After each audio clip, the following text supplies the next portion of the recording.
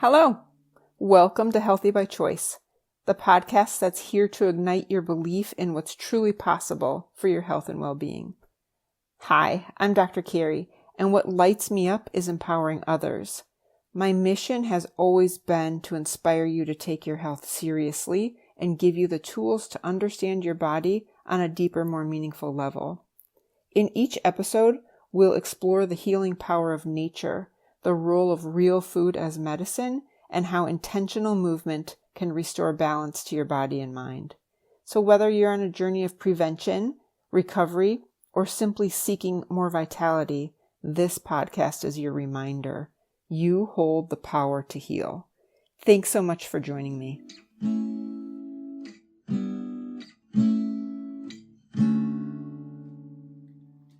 Hi friends, welcome back yet again.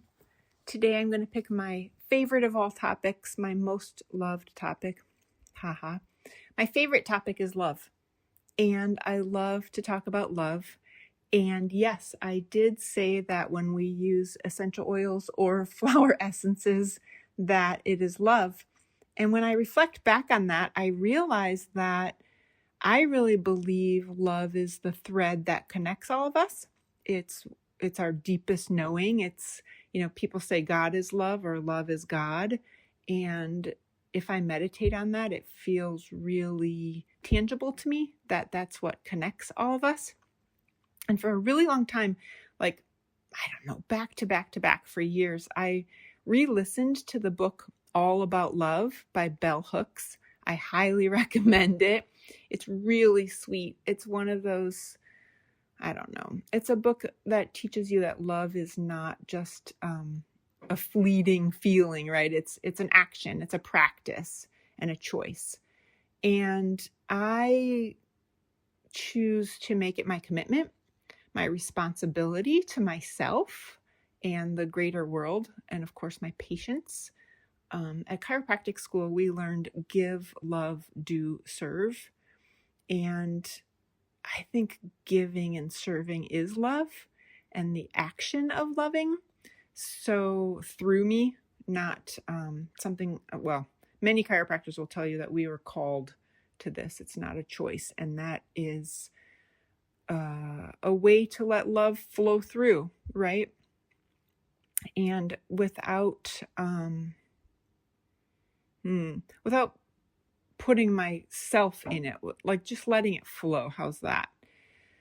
So if we experience safety, presence of another person, that nurturing care from another person, that is absolutely love. And it's also the way we love ourselves.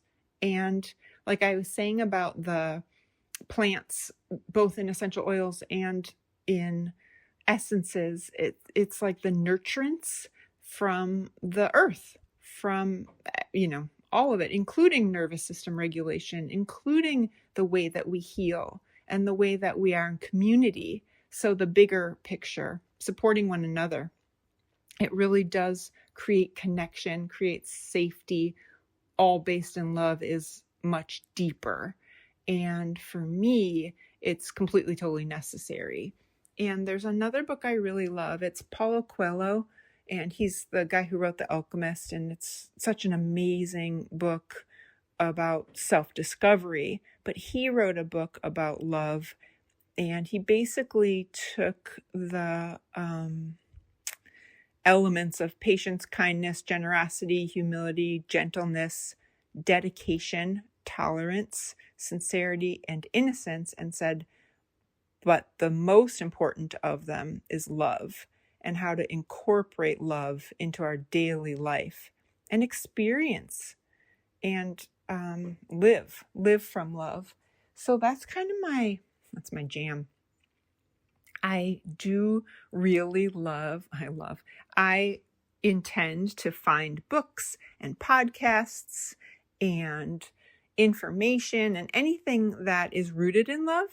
And if it says that it's religious, or if it says that it is spiritual, or if it says that, I don't know, I can't think of anything else that might push somebody else away. I try to be open to, it may not be how I was raised. It may not be a belief that I have previously held, yet I am willing to open myself to what other people see or what other people experience as love. And we need more love these days. We all need more love these days. So since we generate that from within, we're always going to feel better if we share from ourselves. If we pour from a full cup, right? Abundance, it's more love in my mind. Even more, like more activity, more movement, all that stuff is self-love. And of course that flips it a little bit. It's like, is self-love different than, love of humankind, love of another person, love of family? And of course, we in this culture use one word, and I know other cultures have so many other kinds of words. And I just want to say that I incorporate all of those, of course, emotionally, physically, all of it. And not just intellectually, by the way. And most importantly, to come from a space of love, to make the choice of everything, at least that I do, to come from my most loving place. I know that my intentions were good. I know that I did the best that I can, and also never harming another person or myself. And that's the basis of my intention, let's say, my integrity. I know that I'm in my integrity if my goal is the most loving choice I can make for another person and myself. And actually recently, probably in the last 3 years, I've decided first myself and then other people. But, love of humankind, love of the greater good, love of the earth is all healing. And it is all connecting. And I believe that connecting is healing, which is such a wonderful thing to share. And also when I go out into the world and I see somebody else make a mistake, I can say, well, I could have easily made that mistake myself, or I'm glad I'm not the one who did that. It's such a different place to come from love. It just really is healing for me. And just a better experience overall to know that, of course, people make mistakes and I can forgive them because I'm able to love myself and love others. And then, more globally, loving the earth, loving the land is very healing. It's very healing for me. It feels better. It feels good to put out into the world when let's say I get up and I have to do my exercises and I'm maybe not as enthusiastic about it. I just realized this is how I'm loving myself. I'm embodying the Kerry who loves her life. I'm embodying the Kerry who knows the greater good and attracting love back, right? The more that I put out, the more that comes to me. And I've never regretted that. I'll tell you that. Love reflects love, that's for sure. And love reflects the love I give myself. I accept that for sure. I receive that. There's absolutely power in my words. There's power in my actions. I know that. And at the end of every episode, now I'm saying I love you. As a matter of fact, I've caught myself just saying love you. And I'm going to intentionally say I love you because I don't know that everybody gets to hear that every day. And I do know it's really important. First of all, it's true. I do love you. And I'm so grateful for you. And I'm so grateful that you use your time to spend with me on these podcast episodes. And so, what a time to be alive. What a magical opportunity to spend time together and share. And I don't take any of this for granted. So with that said, I just want to say I do appreciate you and I receive your support when you listen to the podcast. And in my mind, in my heart, I receive that as love. And I choose to say I love you to you.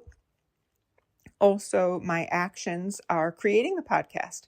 That in and of itself is my action of loving you and people I haven't met yet and people that will possibly not have this information in another way. And so that's my intention. If you hear me talking out in the wild, about my work, or if anyone says to me, "What do you do?" I basically say, I love on people. My job is to love on people. The way I care for others is a reflection of my love for others.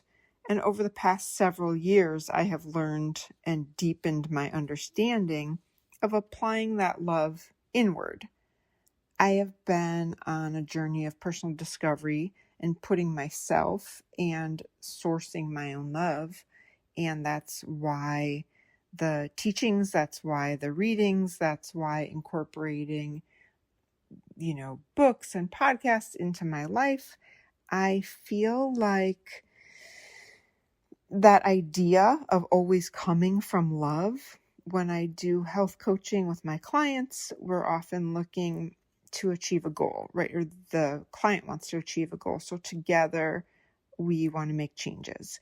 And the biggest encouragement that I have to make those changes is to come from a place of love. Even when we're making the decision or we're creating the plan of what to work on and how much change and all that stuff, my guide, the greatest guide I can give, is to come from love and basically ask your higher self or your most loving self, how would you treat you? And that is essentially what has been the biggest change in my life, right? Like finding prompts such as, does this decision nourish me? Does this honor my body? Is this choice aligned with the life I'm trying to create? And when we come from a loving place, we know immediately. We know what feels good. We know what fills our souls, what feeds us. And if we do more of that, we feel better. We feel more loving. And so I know for me, I've had to build habits. I've had to build, my meal choices, my boundaries, my getting rid of excuses or creating routines, creating a bedtime, stopping the scrolling. And when I come from a place of love, rather than shame or guilt or loneliness or just from being out of touch, when I come from my most loving self, I find I have plenty to give. First to myself and then to my community, right? Like that's the order of things. It comes from me first.